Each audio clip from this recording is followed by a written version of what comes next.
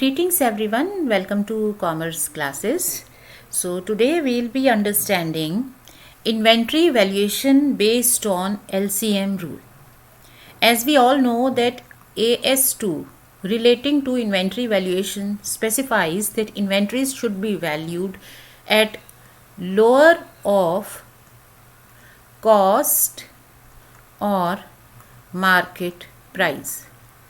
So this gives rise to LCM rule, that is lower of cost or market price.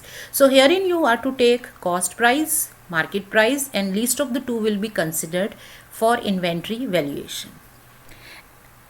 See, inventory is valued as quantity multiplied with price. So at one place we measure the quantities available as on a given date, then we multiply this with the price, and this pricing is to be done on the basis of LCM rule. So in order to apply LCM rule, we need to understand what is cost and what is market price. We have already understood the concept of cost, that cost will be including the cost of purchase, taxes, and all the direct costs associated with bringing inventories to the place of business and condition, right? So these are the components of costs, and specifically some costs are excluded, which are indirect costs. We have done this in the preceding videos in detail.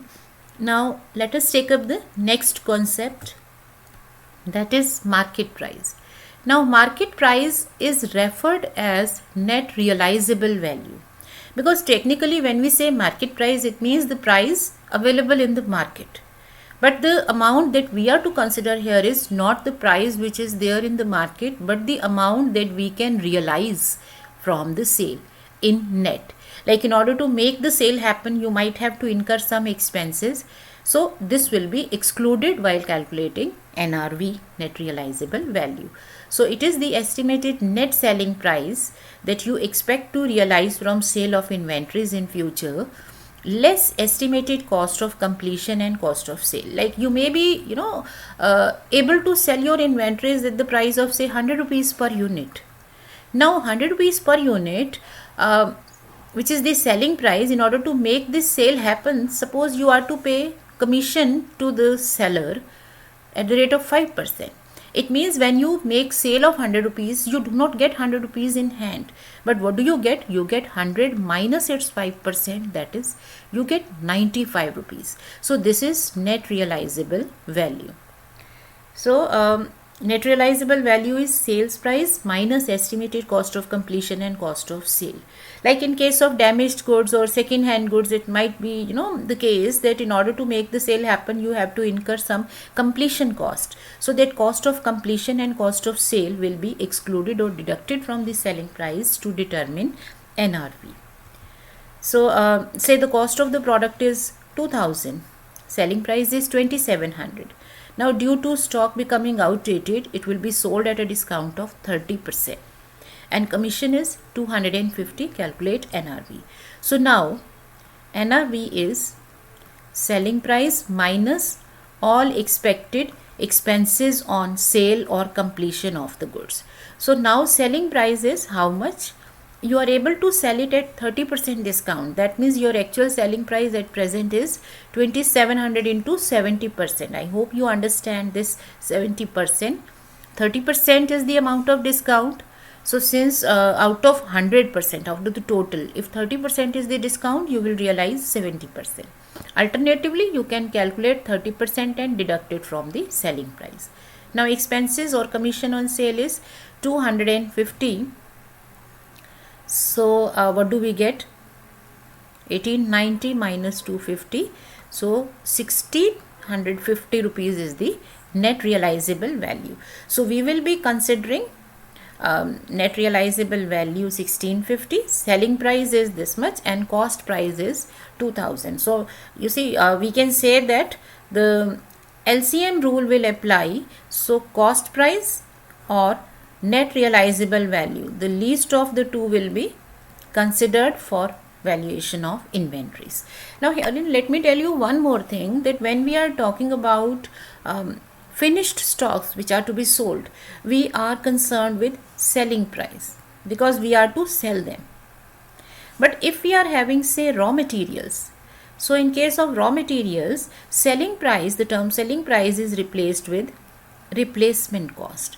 That is, if you are to replace your present inventories with the similar kind of inventories right now, then what will be the price that you will have to pay, because you are not to sell it. So you cannot consider selling price here. What you can consider here is the replacement cost, that if we replace this inventory raw materials with something else, with similar inventories of raw material, then what will be the replacement cost that we'll have to incur. So replacement cost will be considered. So let us see the application as I explained it here. So how do we arrive at this? The steps involved are that you will be measuring inventories at cost or market price, whichever is least. This is the meaning of LCM, least of cost and market price. So your steps are measure cost per unit, measure NRV per unit, measure inventories at the least value. That is, inventory is equal to quantity into price based on least. So take least value for pricing. So NRV is net realizable value or net replacement. Now let us consider this with the help of a very simple example. Suppose we are given A Limited is left with 500 units of stock costing 380 each. Out of this, 200 units are damaged, which can be sold at 220 each in place of actual selling price of 500. So you see, you have two categories of goods now. One is damaged goods, for which the pricing is different, and for the fair goods which are correct, their pricing might be different. So you can either solve this one by one. You will work for damaged goods first and then fair goods, or you can make simultaneous calculation in the tabular form. So inventory valuation will be done. Inventories are damaged goods are 200 units. Since you have in all 500 units left with you, that means your correct goods are 300 units. So in order to value the inventories, our LCM rule says consider cost price per unit, which is 380 as given in each case. Now consider NRV. So for NRV, we are given that damaged goods can be sold at 220 rupees in place of actual selling price of 500. So when you are to sell fair goods, they will be sold at 500. Further, you will be paying restoration charges for damaged goods. So yahan you will have to deduct 30 rupees as the expenses that you are incurring to make the sale happen. And then the selling expenses of 50 rupees. So selling expenses of 50 rupees in each case. That means your net realizable value is 140 rupees in the first case and 450 rupees in the second case. So the value of inventory will be on the basis of least of the two. So 200 units priced at least of cost and realizable value, NRV, is 140. That means 28,000, and herein it will be 300 units priced at least of cost or realizable value. So least is 380, so you will consider 380 here. 1,14,000. So total value of inventory will be 28,000 plus 1,14,000, that is 1,42,000 rupees. Right, so this is the value of inventory. So this is how LCM rule is applied. Now you can make calculations like this. You may start like damaged goods, and then you do all the calculation, and then you calculate the amounts for fair goods which are correct, and then you can make up the totals. So how you present the information it's up to you. Okay, now we are just looking at the application of LCM rule. Now suppose we are having raw materials. Suppose this company was manufacturing goods, and after utilizing raw materials, you are left with 1000 kilogram of raw material, and their cost price is say 10 rupees per kilogram. So what will be the valuation of raw material? So herein we will have to consider the replacement cost. So inventories of finished goods are valued on the basis of least of cost or realizable value, but for raw materials it is replacement cost.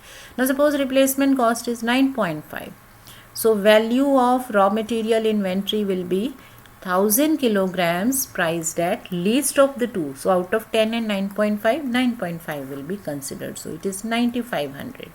But if suppose these are inflationary times or maybe materials are scarce, say replacement cost is now 11.2. So what is the least of cost or replacement cost? 10 rupees. So inventories of 1000 kilogram will be valued at least of the two, so 10 rupees. So inventory will be valued at 10,000. So I hope you are clear about the application of LCM rule. This is clear to you. So next time we will be taking up some good questions which involve some calculations. So stay learning, stay practicing. Thank you.